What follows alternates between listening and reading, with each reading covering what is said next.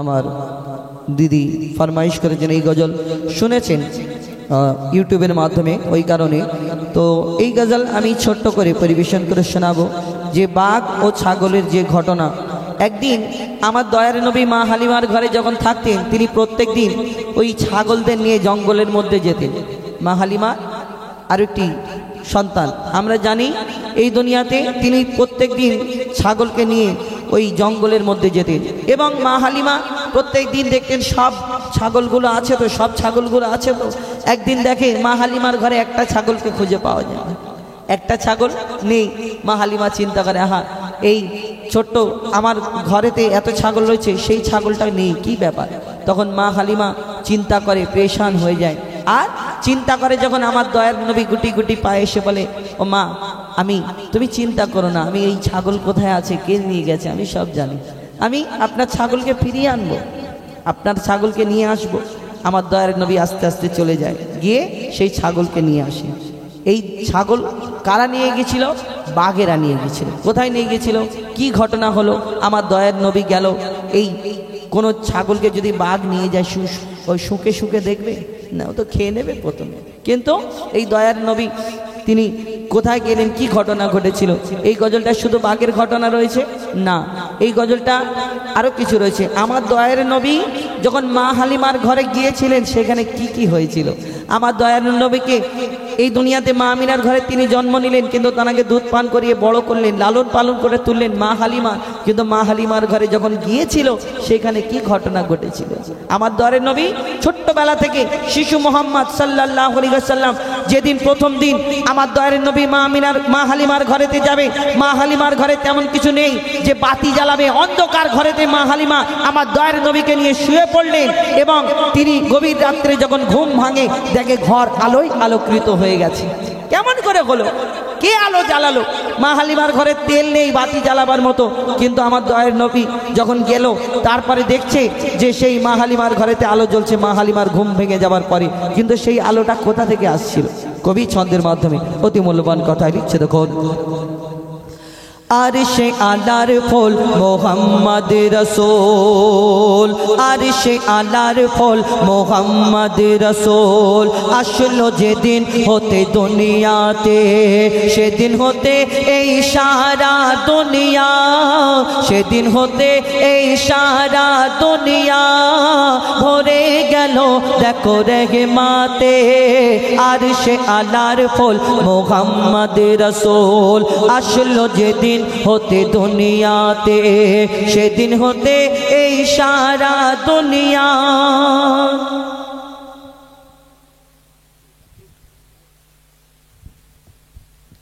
সেদিন হতে এই সারা দুনিয়া ভরে গেল দেখো রহমতে। আরশে আলার ফল মোহাম্মদ রসূল, আরশে আলার ফল মোহাম্মদ রসূল। মা হালিমা চিন্তা করে তার ঘরেতে আলো কোথা থেকে এসেছিল।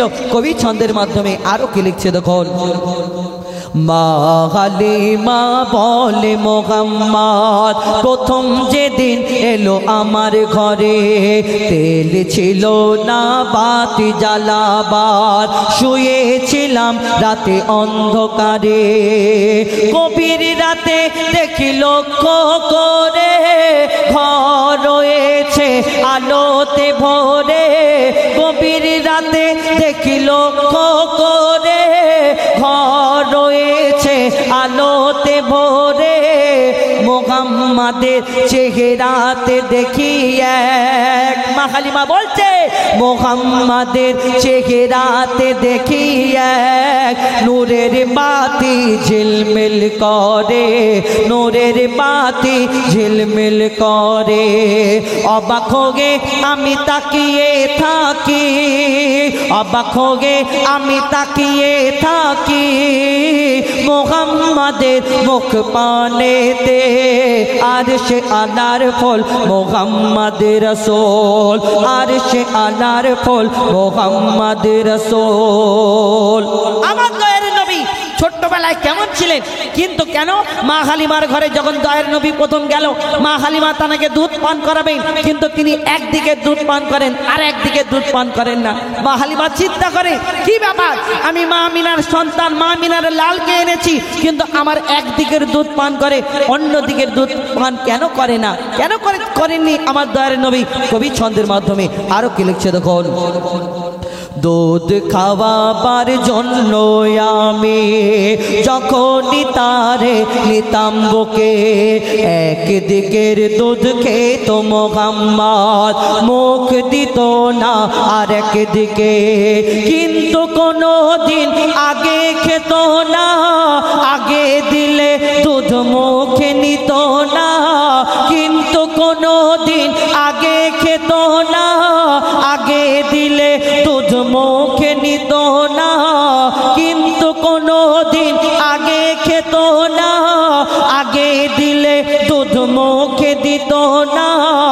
আমার ছেলে না খেলে আমার, মা হালিমা বলছে আমার ছেলে না খেলে আমার, চাঁদ মোহাম্মদ আগে খেত না, চাঁদ মোহাম্মদ আগে খেত না।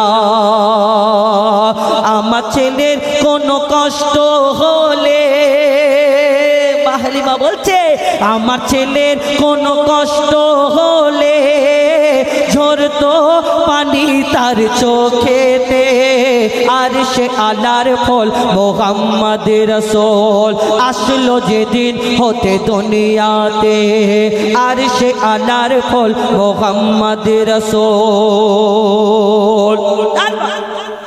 একদিন মা হালিমা চিন্তা করে আমার ঘরের একটা ছাগল দেখা যায় না, আমার দয়ের নবী আস্তে আস্তে বলে হ্যাঁ মা আপনি চিন্তা করবেন না, আপনার ছাগল কে নিয়ে গেছে, কোথায় নিয়ে গেছে? তখন মা হালিমার ঘর থেকে আমার দয়ের নবী গুটি গুটি পায়ে সেই ছাগলকে খুঁজতে যাচ্ছে, কোথায় যাচ্ছে এবং কারা তুলে নিয়ে গেছে, কি হয়েছিল, কবি সেই সম্পর্কে আরো কি লিখছে দেখুন। আল্লাহর হাবিব সাল্লাল্লাহু আলা গেলেন জঙ্গলের দিকে, গিয়ে দেখেন জঙ্গলের বাঘেরা নিয়ে বসে আছে ছাগলটিকে, নিয়ে বসে আছে ছাগলটিকে। খোদার হাবিব বাঘেদের বলে ছাগলটা কেন এনেছো তুলে, খোদার হাবিব বাঘেদের বলে ছাগলটা কেন এনেছো তুলে, বুঝতে পারিনি তোমরা এমন কাজটা করেছো কোন আকেলে, কাজটা করেছো কোন আকেলে। তখন বাঘেরা আমার দয়ার নবীকে কি বলে, বাঘেরা বলে ইয়া হাবিবাল্লাহ, বাঘেরা বলে ইয়া হাবিবাল্লাহ, আনিনি ছাগলটিকে মারিতে, আর সে আলার ফল মোহাম্মদ রাসূল। আমার দয়ার নবী জিজ্ঞেস করেন বলো জঙ্গলের বাঘেরা তোমরা যদি মা হালিমার ওই ছাগলটাকে মারার জন্য যদি না আনো এই দুনিয়াতে, তোমরা ওই বাঘে ছাগলটাকে তোমরা এনেছো কেন, কি ব্যাপার? আমার দয়ার নবীকে সেই ছাগলেরা কি উত্তর দেয় শুনুন। কেন সেই ছাগলটাকে ছেড়ে দিল, কিন্তু কেন সেই বাঘেরা আমার দয়ার নবীর জন্য সেই ছাগল কি তুলে এনেছিল, কবি শেষ কথায় আরো কি লিখছে দেখুন। রোজ আসেন মেষ চরাতে, দূর থেকে নূর দেখি সবাই, ইয়া রাসূলুল্লাহ কালকে আপনি আসেননি আমরা মনে মনে ভেবেছি এটা। প্রত্যেকদিন মা হালিমার ঘর থেকে আপনি এই ছাগলদের নিয়ে জঙ্গলের মধ্যে আসেন, ইয়া রাসূলুল্লাহ ইয়া হাবিবাল্লাহ আপনার চেহারা মোবারক জিয়ারত করি। প্রত্যেকদিন এই জঙ্গলের পশু পাখিরা সবাই আপনাকে লুকিয়ে লুকিয়ে দেখে, কেউ সরাসরি দেখে, কেউ গোপনে দেখে, কিন্তু আপনি ইয়া রাসূলুল্লাহ ইয়া হাবিবাল্লাহ আপনি একদিন দুদিন যখন হয়ে গেল আপনি আসেননি, সবাই চিন্তা করে আমার দয়ার নবীকে দেখার জন্য ছটফট করে। তাই ইয়া রাসূলুল্লাহ আমার ভুলকে ক্ষমা করবেন। আপনার এই মা হালিমার ঘরের ছাগলকে এই কারণে আমি মারার জন্য আনিনি, আপনি আসবেন আমরা জানতাম। তারপর কি হয় কবি ছন্দের মাধ্যমে লিখছে দেখুন, রোজ আসেন ছাগল চরাতে, দূর থেকে নূর দেখি সবাই, কালকে আপনি আসেননি আমরা মনে মনে ভেবেছি এটাই। ছাগলটিকে যদি তুলে আনি নিশ্চয় ছোটে আসবেন আপনি, ছাগলটিকে যদি তুলে আনি নিশ্চয় ছোটে আসবেন আপনি। ইয়া রাসূলুল্লাহ ইয়া হাবিবাল্লাহ, চুমিব আপনার চরণ দোকানে, চুমিব আপনার চরণ দোকানে। দরুদ পড়ে ওই বনের বাঘেরা, দরুদ পড়ে ওই বনের বাঘেরা, দেয় চুমা নবীজির পায়েতে।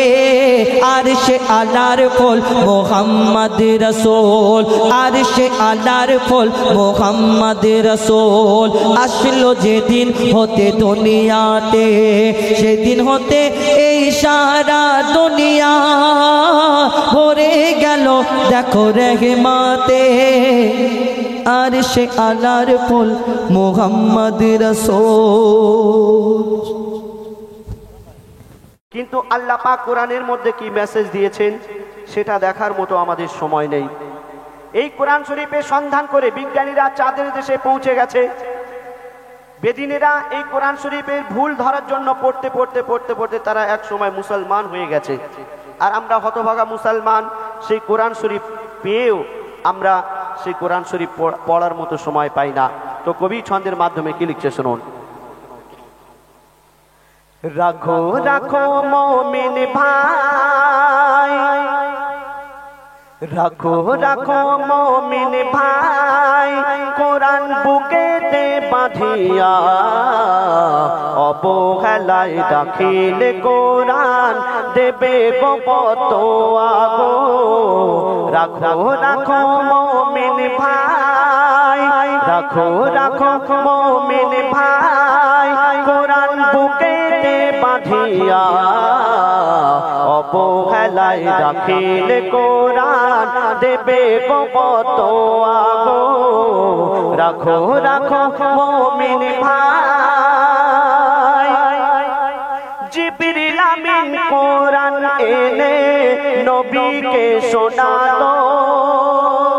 এই কোরআন শরীফ কেমন ভাবে নাজিল হয়েছে বলছে দেখুন, জিবরিল আমিন কোরআন এনে নবীকে শোনাতো, নবীজি মোর প্রতি সূরা সিনাতে রাখিতো। আর 23 বছর ধরে দুনিয়ায় কোরআন নাজিল হলো, 23 বছর ধরে দুনিয়ায় কোরআন নাজিল হলো। 30 পারা কোরআন নবীজি সিনায় গেঁথেছিল গো। কোরআনের প্রতিটি হরফ, কোরআনের প্রতিটি হরফ রাখো অন্তর ভরিয়া, অবহেলায় রাখিলে কোরআন দেবে গো বদোয়া গো। রাখো রাখো মুমিন ভাই, রাখো রাখো মুমিন ভাই, কোরআন বুকেতে বাঁধিয়া, অবহেলায় রাখিলে কোরআন দেবে গো বদোয়া গো। রাখো রাখো মুমিন ভাই। এই কোরআন শরীফ এমনই একটি কিতাব, কোন ব্যক্তি যদি পড়ে সেও নেকি পাবে, কোন ব্যক্তি যদি শুনে সেও নেকি পাবে। এই কোরআন শরীফের দিকে যদি তাকিয়ে দেখে সেও নেকি পাবে, এই কোরআন শরীফে চুমা করলে সেও নেকি পাবে। তো বলছে দেখুন, পড়ে যে মুসলমান কোরআন সে তো খোদার প্যারা, পড়ে যে মুসলমান কোরআন সে তো খোদার প্যারা। যত্ন করে রাখিলে ঘরে আসবে ফেরেশতারা। আপনি যদি এই কোরআন শরীফ ঘরে রাখেন আপনার ঘরে ফেরেশতা আসবে, আর আপনি যদি ঘরে টিভি রাখেন শয়তান আসবে। তো বলছেন এখন পড়ে যে মুসলমান কোরআন সে তো খোদার প্যারা, যত্ন করে রাখিলে ঘরে আসবে ফেরেশতারা, ঘরে হবে জান্নাতের সমান কোরআনের ওসিলায়, ঘরে হবে জান্নাতের সমান কোরআনের ওসিলায়, ৭০,০০০ ফেরেশতা সেই ঘরে পাহারা দেয় গো, পাক সাফ হয়ে কোরআন, পাক সাফ হয়ে কোরআন নাও বুকে তুলিয়া, অবহেলায় রাখিলে কোরআন দেবে বদোয়া গো, রাখো রাখো মুমিন ভাই, কোরআন হলো নেকির পাহাড়, কোরআন হলো নদী, কোরআন হলো নেকির পাহাড়, কোরআন হলো নদী, প্রতি কথায় পাবে নেকি কোরআন পড়ো যদি। আপনি যদি কোনো কিতাব পড়েন, বই পড়েন, নেকি হবে? হবে না। কিন্তু আপনি যদি এই কোরআন শরীফ পাঠ করেন, একটি হরফের পিছনে আপনাকে আল্লাহ পাক 20টি করে নেকি দান করবেন। বলুন সুবহানাল্লাহ। এই কোরআন শরীফ আপনি যদি পড়েন, একটি হরফের পিছনে 20টি করে নেকি দান করবেন। যদি আপনি পড়তে না পারেন, যদি আপনি মন দিয়ে শোনেন, আল্লাহ পাক আপনাকেও একটি হরফের পিছনে 10টি করে নেকি দান করবেন।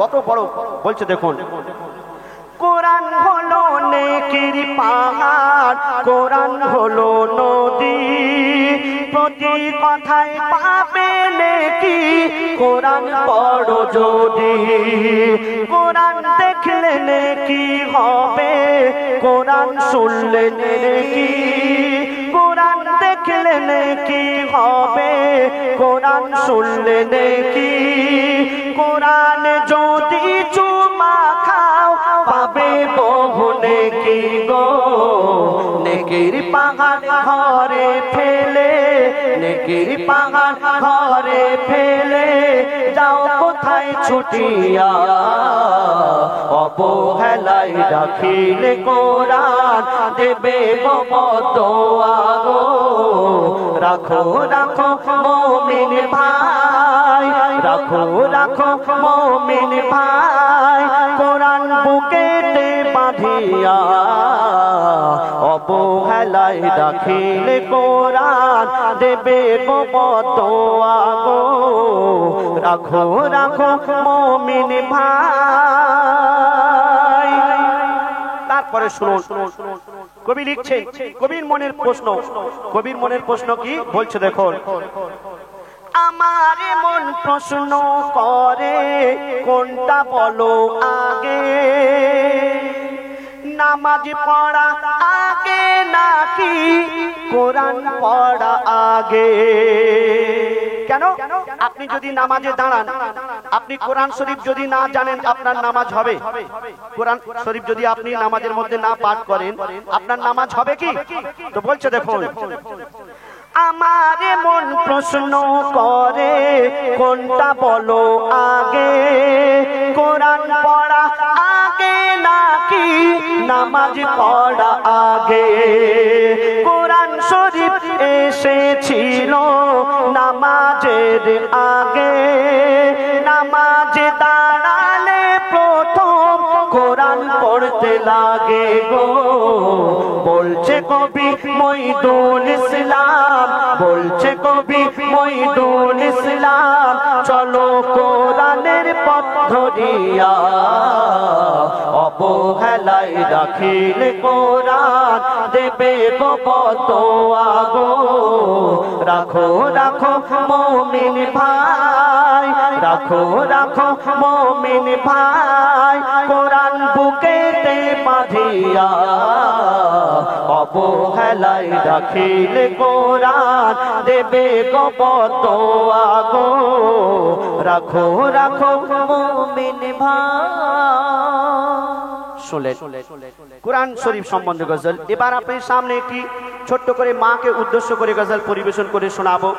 আমার একটি বিখ্যাত গজল আপনারা শুনেছেন, মাকে নিয়ে, হারিয়ে সেদিন আজ কাঁদছিনি সেদিন। এটা পুরাতন হয়ে গেছে। অনেক ভাইয়েরা বলল একটা নতুন মাকে নিয়ে তুমি গাও, তো আমি একটি মাকে নিয়ে এবছর একটি গজল আমার কবি ইয়াসিন সাহেব তিনি লিখে দিয়েছেন, আপনাদের সামনে পরিবেশন করে শোনাবো। তারপরে ইনশাল্লাহ পরবর্তী শিল্পী আপনাদের সামনে আসবেন। আল্লাহ পাক বলছেন, ও গো ও রমণী চলো কেন এমনি, ও গো ও রমণী চলো কেন এমনি, ও গো ও রমণী চলো কেন এমনি। পর্দা করা ফরজ, পর্দা করা ফরজ, পর্দা করা ফরজ, বুঝো না কেন তুমি, ও গো ও রমণী চলো কেন এমনি, ও গো ও রমণী চলো কেন এমনি। পর্দা করা ফরজ, পর্দা করা ফরজ, পর্দা করা ফরজ, বুঝো না কেন তুমি, ও গো ও রমণী চলো কেন এমনি, ও গো ও রমণী চলো কেন এমনি। অতি মূল্যবান কথাই কবি লিখছেন, আল্লাহ পাক বান্দা বান্দির উপরে 5 ওয়াক্তের নামাজকে ফরজ করেছেন, রোজাকেও ফরজ করেছেন, কিন্তু আল্লাহ পাক পর্দাকেও ফরজ করেছেন।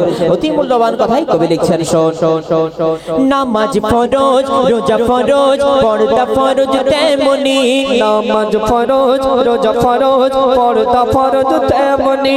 পর্দা ছাড়া চলা হারাম, পর্দা ছাড়া চলা হারাম, এই যে কোরআনের বাণী, ও গো ও রমণী চলো কেন এমনি, ও গো ও রমণী চলো কেন এমনি। তারপর কবি অত সুন্দর কথা আরো লিখছে, দেখো পর্দা নারীর ভূষণ, পর্দা যে নারীর খনি, পর্দা নারীর ভূষণ, পর্দা যে নারীর খনি, পর্দা করে চললে পরে, পর্দা করে চললে পরে হবে না পেরেশানি, ও গো ও রমণী চলো কেন এমনি, ও গো ও রমণী চলো কেন এমনি। পর্দা করা ফরজ, পর্দা করা ফরজ, পর্দা করা ফরজ, বোঝো না কেন তুমি, ও গো ও রমণী চলো কেন এমনি, ও গো ও রমণী চলো কেন এমনি। অতি মূল্যবান কথাই সেই পর্দা সম্পর্কে লেখক আরো কি মিসাল দিচ্ছেন। দেখবেন মালঞ্চ বাজারে যদি কোনো ফল বিক্রেতা মানুষের সুবিধার্থে যদি কলার খোলাগুলোকে ছাড়িয়ে বিক্রি করে, আমরা সেই কলা কিনবো না, কারণ তাতে মশা মাছি বসবে, অনেক রোগ জীবাণু ঢুকে যাবে, সেই কলা খেলে আমাদের শরীর খারাপ করবে। ঠিক তেমনি আল্লাহ পাক নারী জাতকে অনেক সম্মান, অনেক মর্যাদা দান করেছেন, আমরা সেই সম্মান ধরে রাখতে পারি না। অতি মূল্যবান কথাই কি মিসাল দিচ্ছেন, মূল্যহীন খোসাবিহীন কলা ও গো যেমনি, মূল্যহীন খোসাবিহীন কলা ও গো যেমনি। পর্দা বিহীন নারী তোমার, পর্দা বিহীন নারী তোমার, মূল্য বোঝো তেমনি, ও গো ও রমণী চলো কেন এমনি, ও গো ও রমণী চলো কেন এমনি। শেষ কথার মাধ্যমে কবি আরো লিখছে, দেখো মুজিবুল আজ বলে, মুজিবুল আজ বলে শোনো ও গো বোন তুমি, মুজিবুল আজ বলে শোনো ও গো বোন তুমি, পর্দা কেমন করেছিল, পর্দা কেমন করেছিল দেখো নবীর রঙ্গিনী, ও গো ও রমণী চলো কেন এমনি, ও গো ও রমণী চলো কেন এমনি। পর্দা করা ফরজ, পর্দা করা ফরজ, পর্দা করা ফরজ, বোঝো না কেন তুমি, ও গো ও রমণী চলো কেন এমনি, ও গো ও রমণী চলো কেন এমনি, ও গো ও রমণী চলো কেন এমনি। পর্দা সম্পর্কে ঠিক আছে, তো আরেকটি ছোট করে উর্দু গজল পরিবেশন করে শোনাবো। তারপরে এই কমেডিকে উদ্দেশ্য করে আমার উস্তাদ গজল লিখছেন, পরিবেশন করে শোনাবেন ইনশাআল্লাহ। Check check check, hello hello hello hello hello hello hello. क्या बताओ, क्या बताओ कि क्या मदे ना है क्या बताओ कि क्या मदीना है क्या बताओ कि क्या मदीना है बस मेरा मुद्दा मदीना है बस मेरा मुद्दा मदीना है क्या बताओ कि क्या मदीना है क्या बताओ कि क्या मदीना है क्या बताओ उठ के जाओ कहाँ मदीने से उठ के जाओ कहाँ मदीने से क्या कोई दूसरा मदीना है क्या कोई दूसरा मदीना है क्या बताओ कि क्या मदीना है क्या बताओ कि क्या मदीना है क्या बताओ ये दुनिया वाले तो दर्द देते हैं आका ये दुनिया वाले तो दर्द देते हैं प्यार देता तो बस मदीना है प्यार देता तो बस मदीना है क्या बताओ कि क्या मदीना है क्या बताओ कि क्या मदीना है क्या मेरा मुद्दा मदीना है बस मेरा मुद्दा मदीना है क्या बताओ क्या बताओ दिल में है दिल फिदा है मदीने वाले पर दिल फिदा है मदीने वाले पर दिल फिदा है मदीने वाले पर दिल मुनव्वर मेरा मदीना है दिल मुनव्वर मेरा मदीना है क्या बताओ कि क्या मदीना है क्या बताओ कि क्या मदीना है बस मेरा मुद्दा मदीना है बस मेरा मुद्दा मदीना है क्या बताओ क्या बताओ শুনলেন ডুয়েট কণ্ঠে উর্দু কলম শুনলেন তো এখন আপনাদের সম্মুখে একটি হাসন মাঠ সম্পর্কে গজল পরিবেশন করে শোনাবো হ্যালো তো এখন আপনাদের সম্মুখে দার্জালের ফিতনা সম্পর্কে একটি গজল পরিবেশন করে শোনাবো আমরা সকলেই জানি এই দুনিয়াতে একদিন দার্জাল আসবে তো সেই দার্জালের ফিতনা সম্পর্কে একটি গজল পরিবেশন করে শোনাচ্ছি আপনারা ধীরে স্থিরভাবে শ্রবণ করুন hello hello hello hello check শেষ জামানায় আসবে দাজ্জাল লেখা হাদিসে পাতায় শেষ জামানায় আসবে দাজ্জাল লেখা হাদিসের পাতায় শেষ জামানায় আসবে দাজ্জাল লেখা হাদিসের পাতায় খোদাই দাবি করবে দাজ্জাল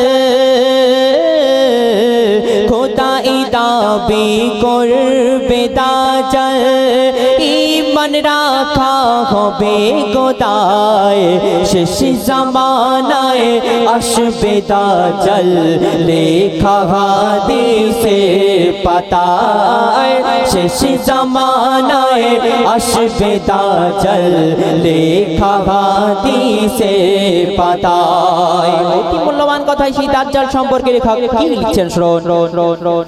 এক চোখেতে অন্ধ দাজ্জাল এক চোখে দেখা পাবে এমন এমন দৃশ্য দেখাবে তার দিকে সব ঢলে যাবে এক চোখেতে অন্ধ দাজ্জাল এক চোখে দেখা পাবে এমন এমন দৃশ্য দেখাবে তার দিকে সব ঢলে যাবে বলবে দাজ্জাল আমি খোদা আমাকে সবাই মেনে নাও আমি তোমাদের বাঁচাবো আমার সাথে সঙ্গ দাও ইমানে কমজোর হবে যারা ও গো ইমানে কমজোর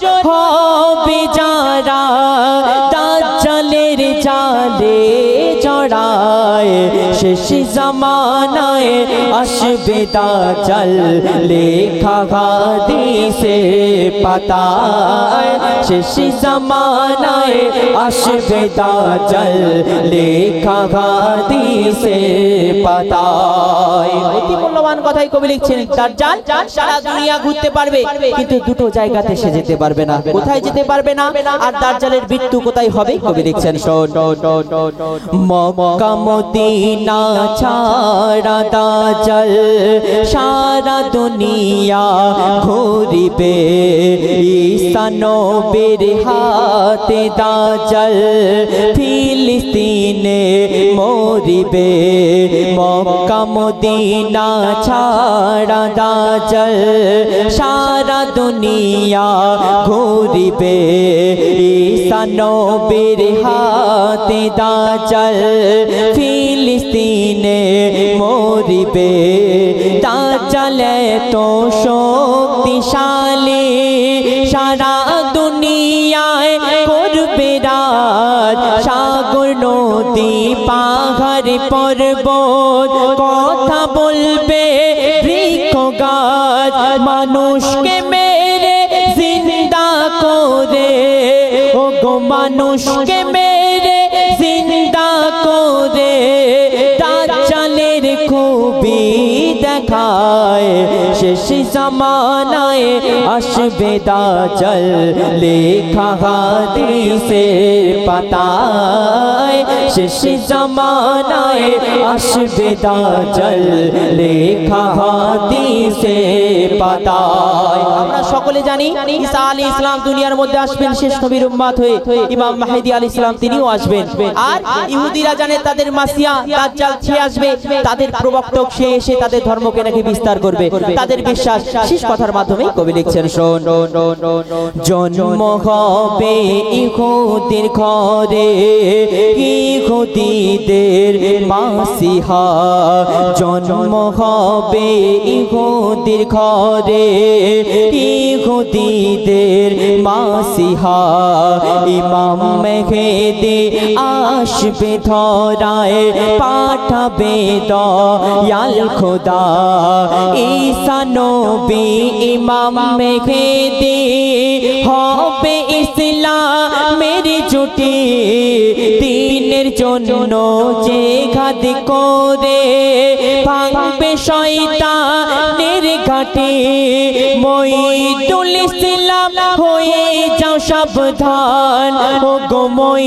তুলিসলাম হয়ে যাও সাবধান দাজ্জাল আসার হলো সময় শেষ জামানায় আসবে দাজ্জাল লেখা হাদিসে পাতায় শেষ জামানায় আসবে দাজ্জাল লেখা হাদিসে পাতায় খোদাই দাবি করবে দাজ্জাল খোদাই দাবি করবে দাজ্জাল ঈমান রাখা হবে গোদায় শেষ জামানায় আসবে দাজ্জাল লেখা হাদিসে পাতায় শেষ জামানায় আসবে দাজ্জাল লেখা হাদিসে পাতায়।